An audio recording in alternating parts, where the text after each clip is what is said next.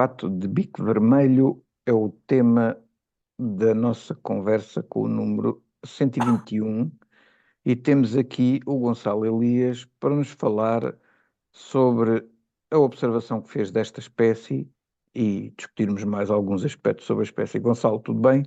Olá Zé. Ahm, Tudo bem? E chegamos finalmente ao sítio que eu já tinha anunciado nas duas conversas anteriores, que é o Coto de Doñana.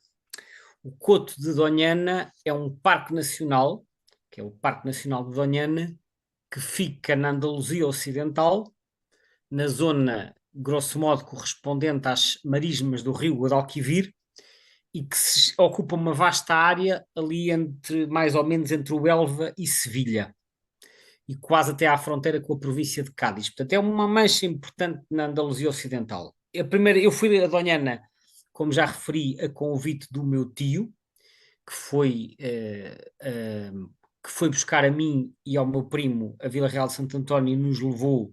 Não, peço desculpa, foi-nos buscar ao Elva, que nós fomos de Vila Real de Santo António para o Elva, ele foi-nos buscar ao Elva e depois ficámos lá instalados na casa que ele tinha alugado durante uns dias para nós ficarmos ali no parque. Isto era um fim de semana prolongado em dezembro.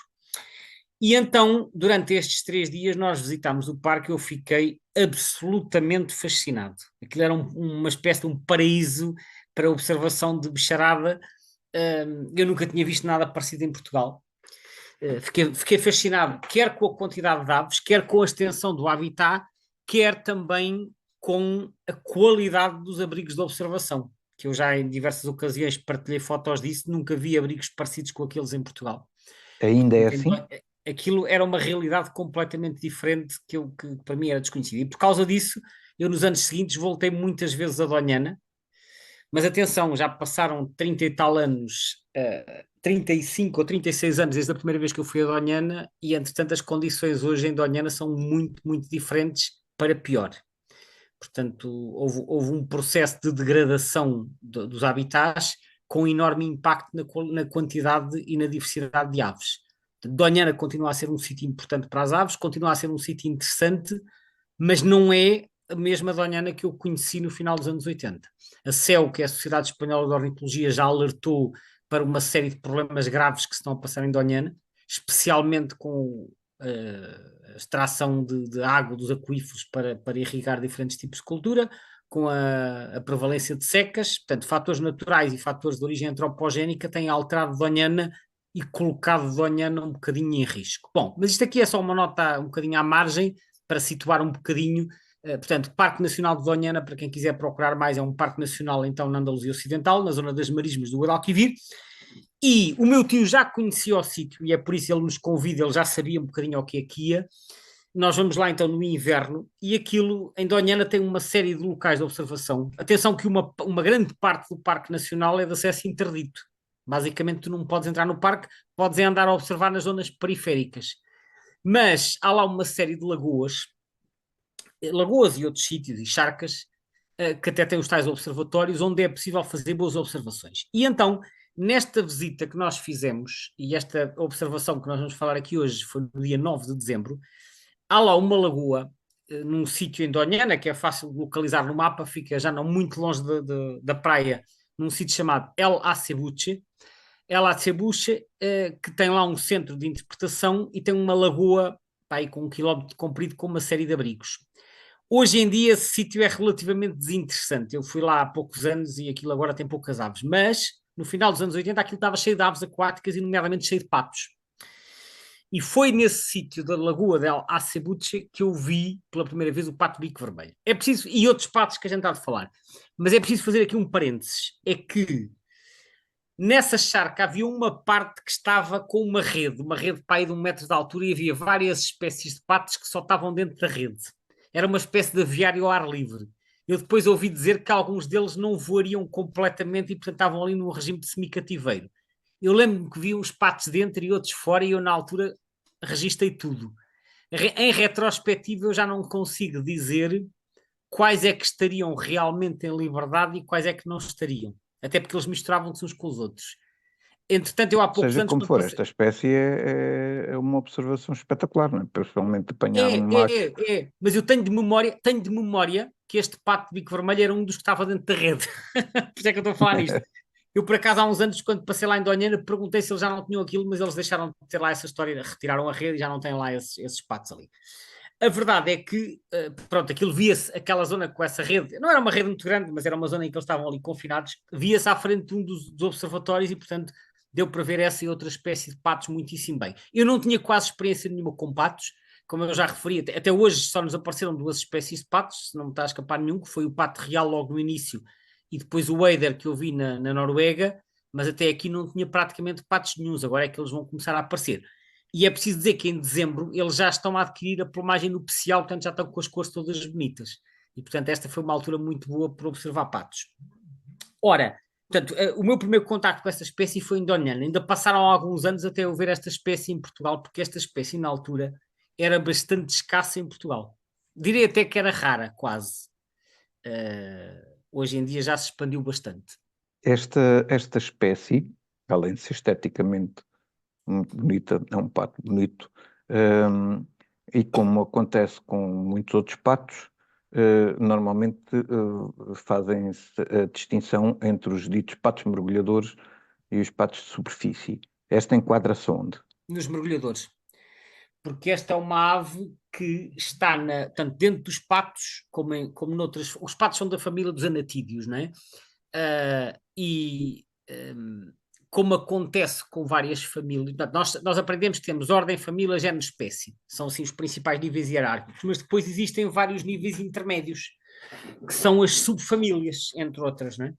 E as subfamílias servem para, dentro da mesma família, nós formarmos ali uns subgrupos de espécies que têm algumas parecenças ou semelhanças ou proximidade genética ou outros critérios entre si.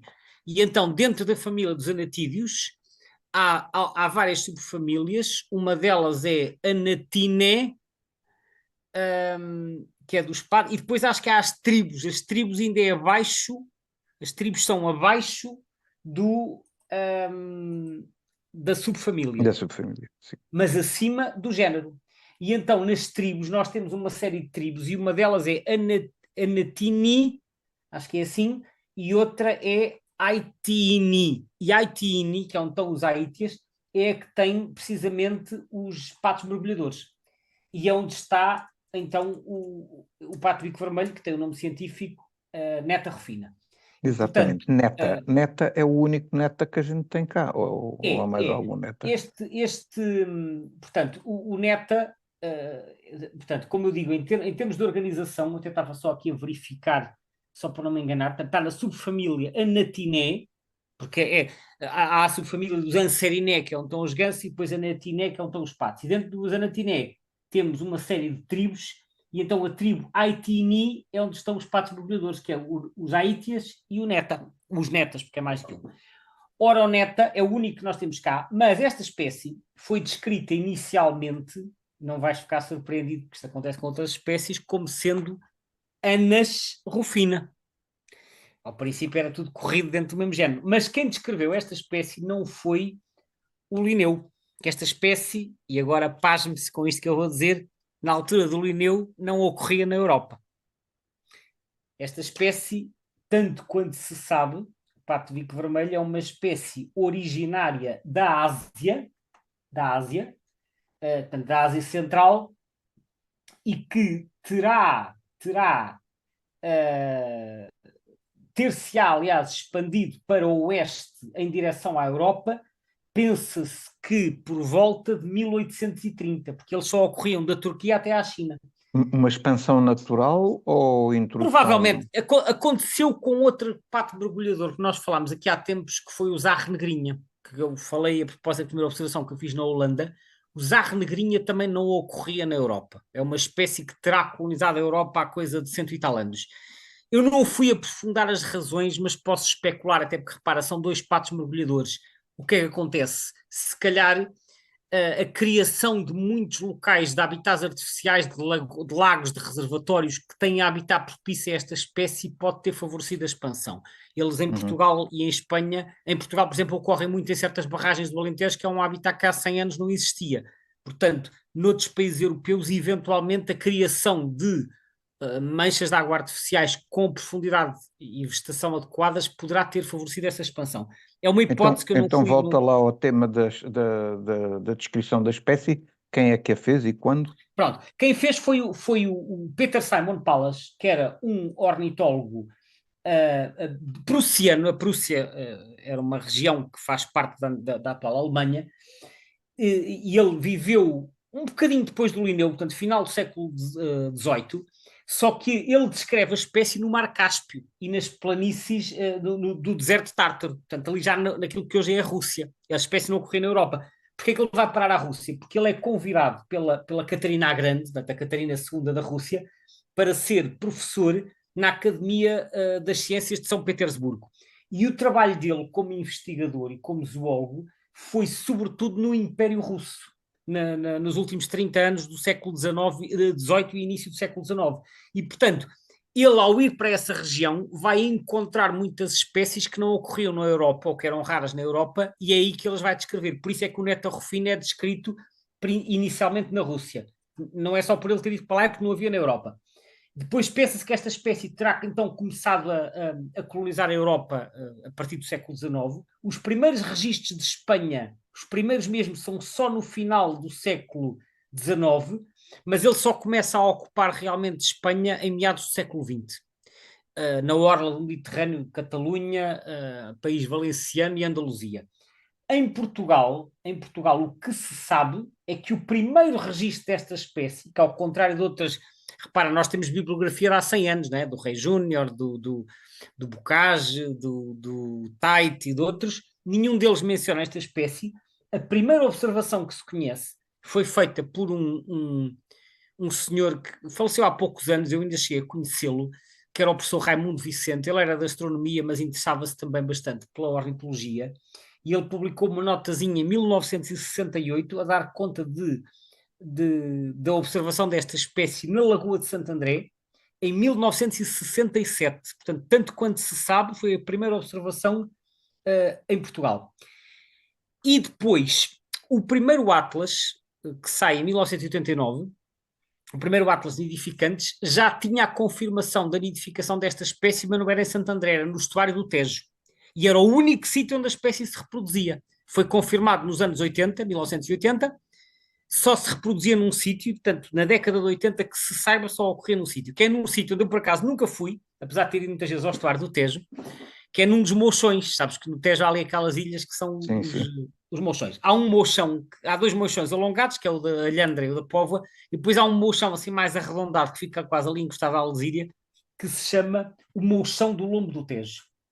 É o Mochão do Lombo. E então, no Mochão, aparentemente, havia lá uma lagoa de água salobra, e nessa lagoa descobriu-se que havia lá uma população que acho que na década de 80 chegou aos 30 casais. Era o único sítio do país. Isto é um apontamento histórico muito interessante.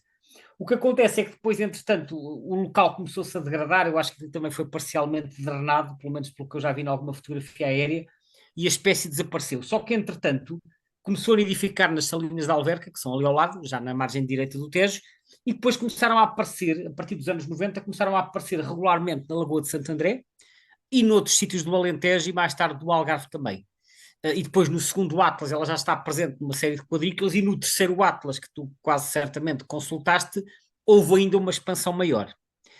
E o que se tem verificado é que esta espécie se tem estado a expandir quer em Portugal, quer em Espanha, e eu fui consultar o Atlas Europeu, que faz o tal mapa de comparação com o primeiro, e vi que houve uma enorme, mas enorme expansão numa data de países como França, Reino Unido, Holanda, Itália, Alemanha, Áustria, etc. Isto nos últimos 30 anos. Portanto, como disse, eles chegaram à Europa em 1830, mais ou menos, e depois deu-se início a um processo de expansão que aparentemente ainda não terminou. Eles continuam-se a expandir.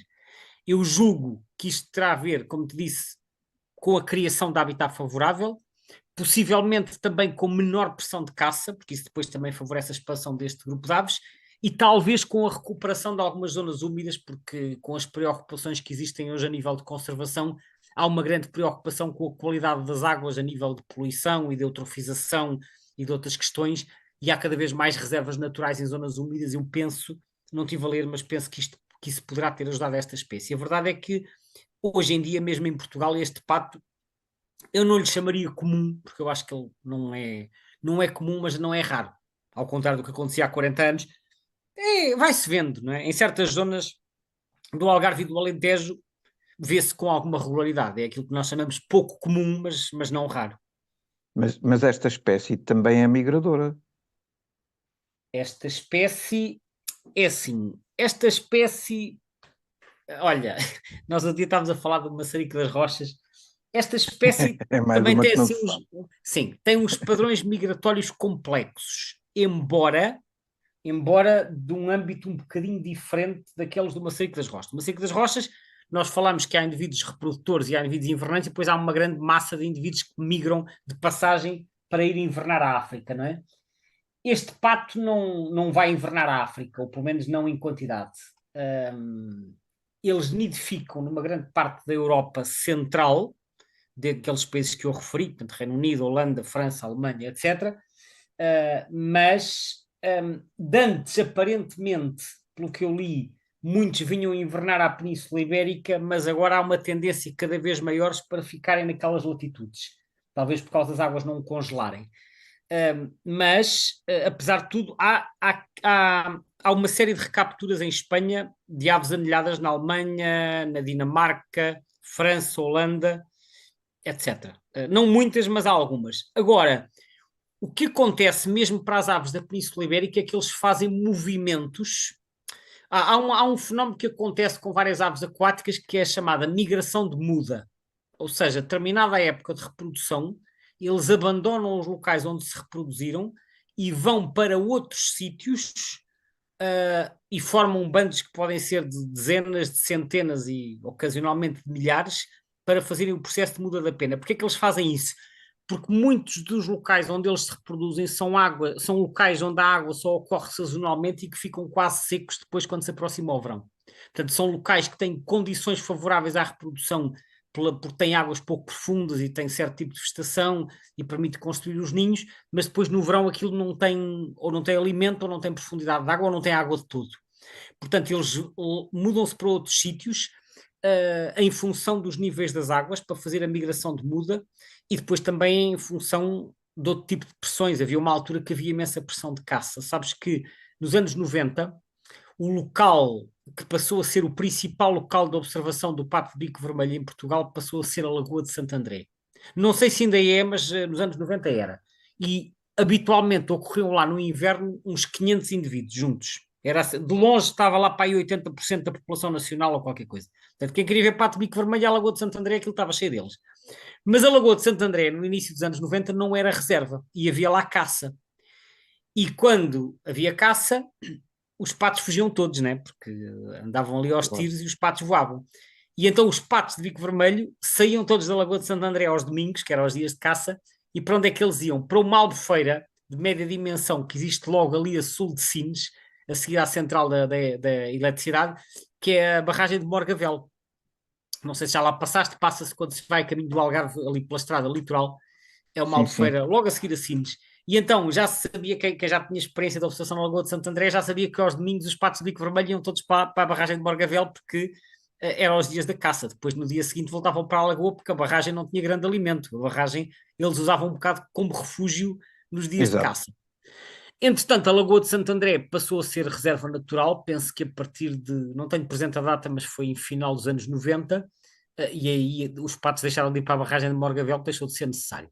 Eu atualmente não costumo ir muito à Lagoa de Santo André, porque hoje em dia tem muito mais restrições de acesso do que tinha nos anos 90. Há agora muitas zonas que estão vedadas e onde não é possível entrar sem autorização, mas eu julgo que continuam a ocorrer lá muitos patos de bico vermelho, juntamente com outras espécies de patos. Agora, o que se verifica hoje em dia é que em muitas barragens e açudes do Alentejo é possível observar bandos de dimensão variável de patos de bico vermelho em qualquer época do ano. Portanto, eles podem ser observados em diferentes épocas do ano, mas eles mexem-se. E mexem, e sabe-se, atenção, sabe-se que há movimentos também graças às anilhas, apesar de eu já ter referido que há recapturas de outros países europeus, mas também há registros de movimentos entre Portugal e Espanha. Portanto, aquelas migrações de muda e outros movimentos que eles fazem são ao nível de toda a península. E nós podemos receber cá aves invernantes vindas de Espanha, por exemplo, que vieram cá fazer a muda ou que vieram cá passar o inverno. Eh, Acontece com os galeirões também que fazem movimentos daqui para a Espanha. Portanto, uhum. há estes intercâmbios, vamos lhe chamar assim. Só para também, uma vez que este é dos primeiros patos que estamos a falar, não é? Como acontece com muitos patos, estes, quando mudam a pena, mudam quase na íntegra, não é? E ficam sem conseguir voar. Não é na íntegra, porque as aves mudam todas as penas na íntegra. Elas substituem as penas todas. Tem mais a ver com o timing ou com a forma como se dá essa muda, porque, e em particular com a muda das penas das asas. O que acontece é a maioria das aves muda as penas das asas sequencialmente, ou seja, muda uma, depois muda outra, depois muda outra. Elas nunca ficam sem penas nas asas, portanto vão substituindo uma ou duas de cada vez, que é para não perderem a capacidade de voo. Nos patos acontece uma coisa diferente. As penas de voo são mudadas, as penas de voo são as primárias e as secundárias, portanto, são aquelas penas mais compridas das asas. São aquelas penas que dão sustentação no voo. Eles perdem as penas todas de uma só vez, as primárias e as secundárias, e depois as penas novas crescem todas ao mesmo tempo, em vez de ser sequencialmente. E há ali um período de algumas semanas em que os patos, quando estão então nesta fase em que perderam as penas velhas e as novas ainda não cresceram, eles não conseguem voar porque a asa deixou de ter superfície suficiente para os conseguir fazer voar. E então nessa altura eles só conseguem chapinhar na água. Não sei se já viste alguma vez os patos quando estão ali no verão, fogem, mas só conseguem chapinhar, não A conseguem levantar fugir, não voo. é? A correr em cima, à superfície, não é? Eles estão a usar as asas um bocadinho para reforçar a corrida, eles estão a correr com as patas na água, eles não conseguem levantar voo dessa fase. É uma fase que dura, não sei se 3, 4 semanas, e eles nessa altura até tendem um bocado a andar mais escondidos, e até há uma teoria que diz que eles adquirem a plumagem de eclipse, a seguir à época Exato. dos ninhos, para ficarem mais discretos, precisamente porque nessa altura estão muito mais vulneráveis. Portanto, os patos, que os machos, como sabes, têm plumagens extremamente garridas na maioria das espécies, que é para se exibirem, mas e eles querem dar nas vistas, exceto nessa altura do ano em que fazem a Aí não muda. convém, não é? Não, é o oposto. E eles querem ser o mais discretos possível, então a plumagem fica castanha e eles, portanto, além de terem cores menos garridas, têm também um comportamento mais discreto, tendem a mostrar-se menos, mas mesmo quando se mostram, têm um ar acastanhado. E essa plumagem, que é a plumagem de eclipse, que dura enquanto eles estão a fazer a muda. Porque é assim, eles mudam as penas da cabeça e do corpo, né? Para ficarem com estas cores. A seguir mudam as penas das asas e é o período em que ficam sem capacidade de voo. E depois mudam as penas da cabeça outra vez para ficarem com a plumagem garrida novamente. Portanto, Isso, não sei isso se é é que é assim em todas gastar as energia. espécies. Como? Isso é que é gastar energia, Pois, é uma estratégia, evoluíram sem assim dúvida. Uma das coisas que eu por acaso achei curioso sobre esta questão da mudança das penas é que, pelos vistos, as fêmeas mudam as penas das asas um mês depois dos Sim, machos. sim, acontece. Eu também li sobre isso. Eu julgo que isso terá a ver, não fui aprofundar, porque às vezes depois é preciso ler coisas mais especializadas, mas eu julgo que isso terá a ver com o facto de que em várias espécies de anatídeos, a partir de certa altura, só as fêmeas é que tratam da prole, não é? E portanto, os Exato. machos, se calhar, vão à vida deles mais cedo e começam logo a tratar da muda, e as fêmeas só ficam despachadas, digamos assim, um bocadinho mais tarde. Não sei se é este o motivo, poderá haver aqui Mas outros faz fatores. sentido. Faz sentido, sim, porque nos patos muitas vezes o macho já deu à sola, passa a expressão, né? E deixou a fêmea a tratar da prole, e portanto as fêmeas de facto podem só começar o processo de muda um bocadinho mais tarde. Mas atenção, no caso dos machos, como eles têm que mudar primeiro as cores, porque eu acho que o processo de muda nas fêmeas não é exatamente igual em algumas espécies. A muda no macho se calhar demora um bocadinho mais tempo, né? Sim, é possível. Sim. Gonçalo, Muito bem, esta conversa já vai extensa. Lá vamos ter que deixar outra vez tema de conversa para a segunda ronda. é verdade. Eh, Seja como for, pronto, fica aqui a dica de que quem quer observar já sabe que tem que procurá-los aqui pela margem sul do Já Tejo. os viste aí para os teus lados, não? Esta espécie. Aqui em Setúbal, não. No Já Sagre, ouvi não? na Lesíria, Ah, na Lesíria, sim. sim. Portanto, é um pato que aparece. Aqui em Setúbal não me recordo se já vi, acho que não. Acho que nunca vi o Não pato sei se bico ocorrem vermelho no aqui. Sagre. O mais perto que eu vi daí foi em Alcácer do Sal há uma série de anos, nos açudes, ali para os lados do Torrão. Acho que foi o mais perto que vi daí. E depois em Santo Uhum, André, como já foi referido. sem dúvida. Muito bem. Até à próxima, Gonçalo. Até à próxima. Até à próxima também para todos os que nos Obrigado a ouviram. todos. Já têm, portanto, com esta 121 conversas para ouvir. Quem ainda não ouviu as 120 que são para trás, fica o desafio. Não é preciso ouvir por ordem, porque as conversas são Não, independentes. Mas não, olha, não, não, olha que eu exato, conheço exato. pessoas que já me disseram que começam a ouvir do princípio e querem ouvir tudo por ordem. Também é uma opção, porque isto também tem tudo uma história. Há aqui é uma cronologia, não é? Mas pronto. Exato, exato. Ok, até à Então vá, próxima até à então a todos. próxima.